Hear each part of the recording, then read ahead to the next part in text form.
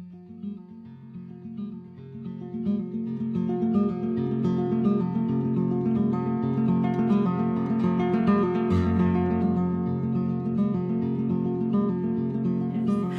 so I've titled my talk The Delightful and Diabolical Deeds of the World's Most Rebellious Women, also known as the History of Midwifery.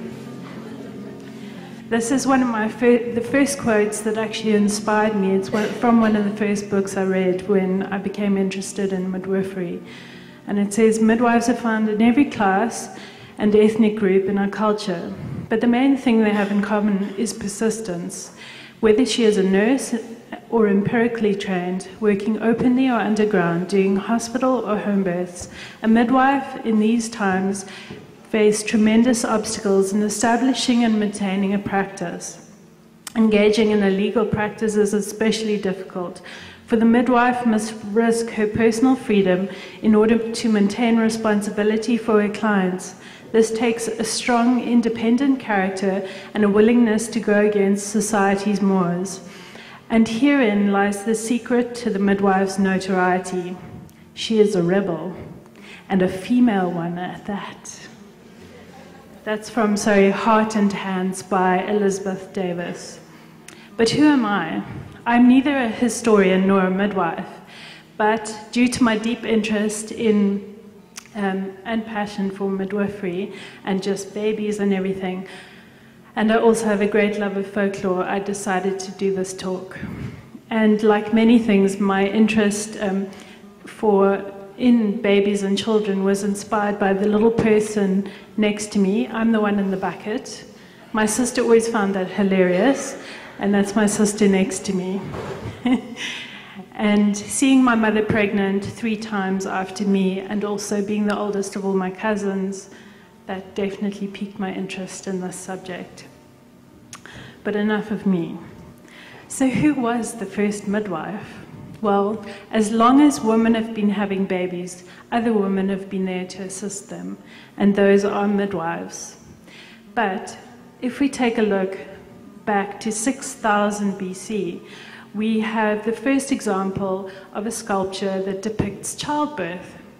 This is called the Seated Woman. It was found in Turkey, and if you look closely, you can see between the woman's legs is appearing a baby. We know that around this time there were a lot of figures depicting a voluptuous woman, like the Venus of Willendorf, and we know that fertility and womanhood, the mystery surrounding childbirth, was very important to people. There is a little bit of a myth that there was a cult of the goddess that took place in that time, where a lot of people worshipped a female deity. As nice as that sounds to feminists, unfortunately it is a little bit of a misperception. It comes from a book by Robert Graves called The White Goddess that was published in the 1970s and just became very popular, and it's kind of spread as an absolute truth.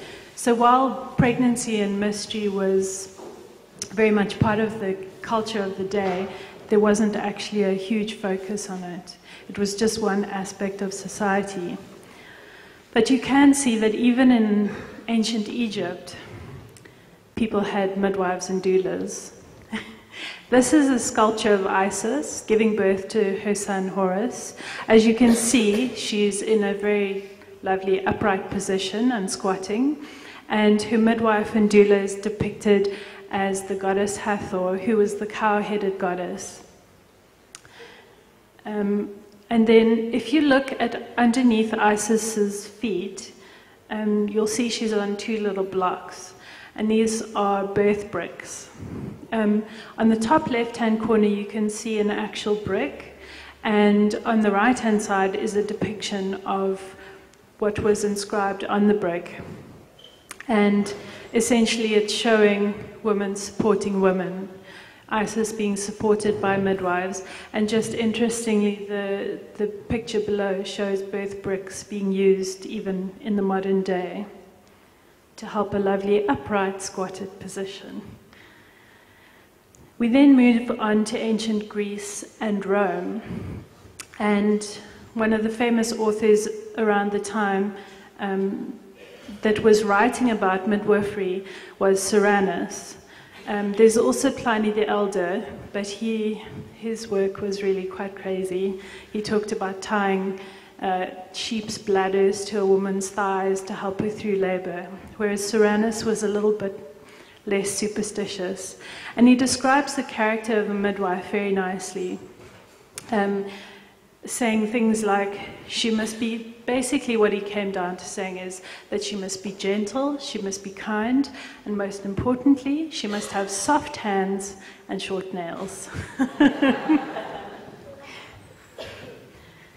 And as we can see as well, there are sculptures from that time showing women supporting women once again in the typical squatting position and being physically supported, and midwives delivering the babies. And it's interesting to note that even in Rome, they had a system very much like in the UK today, where midwives were the primary caregivers of pregnant women, and they would be there, they would be the first person at the birth and doing the delivery. Unless it was a complicated delivery, then a male physician might come and assist them.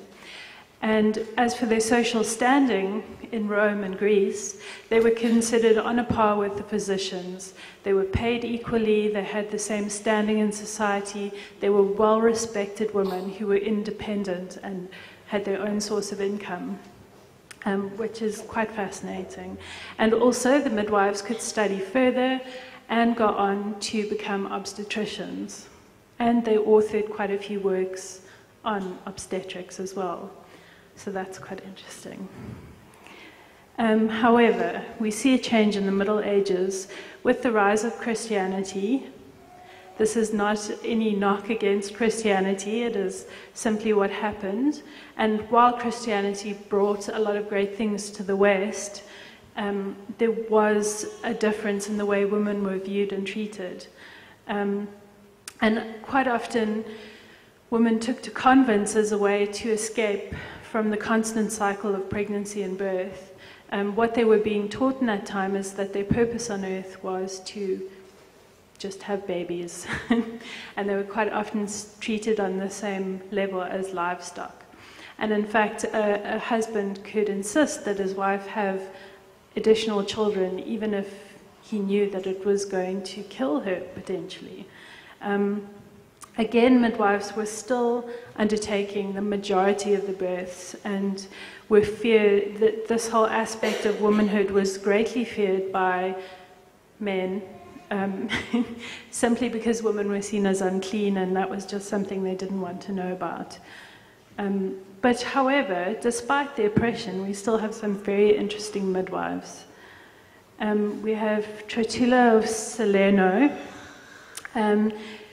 She was an expert midwife who advised doctors.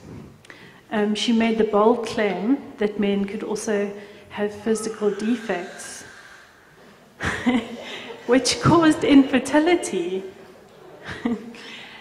She prescribed the use of opiates to help women cope with the pain of labor, and actually went against the church, who saw pain as woman's punishment by God for Eve's original sin.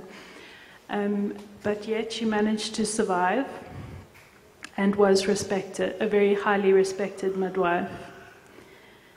We then come to around 15 to 18 AD, or in the Common Era, and I think it's interesting to note that this is an actual quote from the Witch's Hammer that says, "There are none that do more harm to the Catholic faith than midwives." The reason for this is these women, these midwives, had the power to provide for themselves in a very male-dominated culture. And they also had knowledge of herbs and potions that could assist not only in childbirth, but in all aspects of the care of health of people. And one of the interesting things was that the church saw fit to give these midwives the power to actually baptize a baby immediately after birth, so that the soul could go to God. And this was done in the case where the midwife thought that there would not be a chance that the baby would survive. So that again was something that made them very uncomfortable. In Tudor and Stuart England, midwifery was still free of male domination by domination of male doctors, but was definitely scrutinized by the clergy.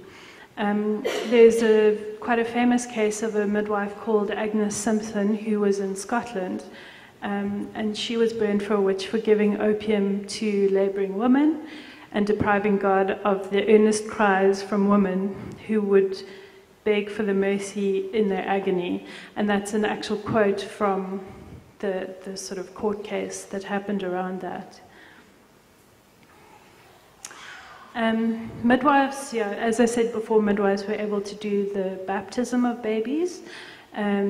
Midwives were then subordinated to parish priests and were required to swear an oath that you shall not in any wise use or exercise any manner of witchcraft, charm or sorcery.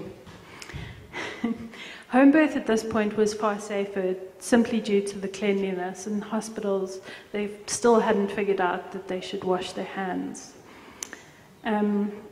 Louise Bourgeois, she lived in France. She became a midwife in 1598 and was one of the very few women to publish an authoritative guide on any subject, because women, mainly in these days, were completely illiterate. There was no push for their education.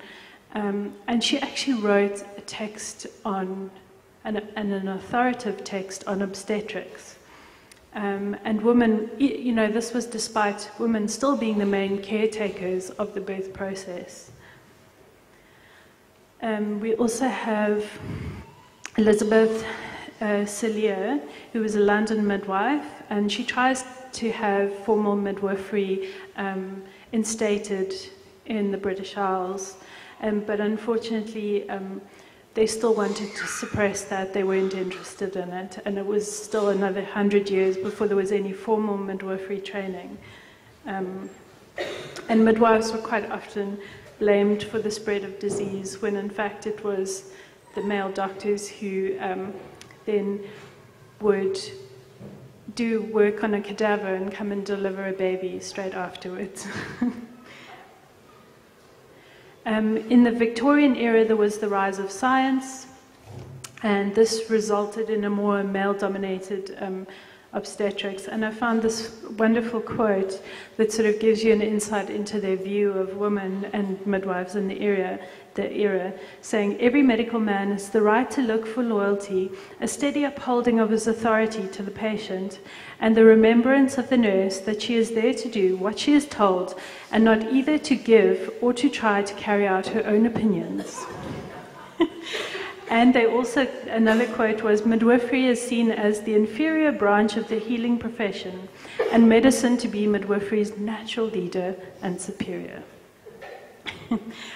So when you see that as the background for where midwifery has come from, especially in the Western world, and I do apologize for not including more African side of things, but at the moment in our hospitals we are working from a Western perspective, and this is where it's coming from. So in the 19th century onward, we see an eventual move from home to hospital, more focus on antenatal care, which has had a huge impact on maternal and fetal death, neonatal death rates, and the discovery of washing hands, the rise of feminism, giving women a voice, greater access to pain relief, but unfortunately also the more medicalization of birth itself. So where do we go from here? Well, that's what this conference is all about. And I really do hope that hearing the background has inspired you as to what changes we can make today. And I just want to leave you with a wonderful quote that I always try and remember myself in life, and that is, well-behaved women rarely make history. So I hope you will all leave here today and misbehave.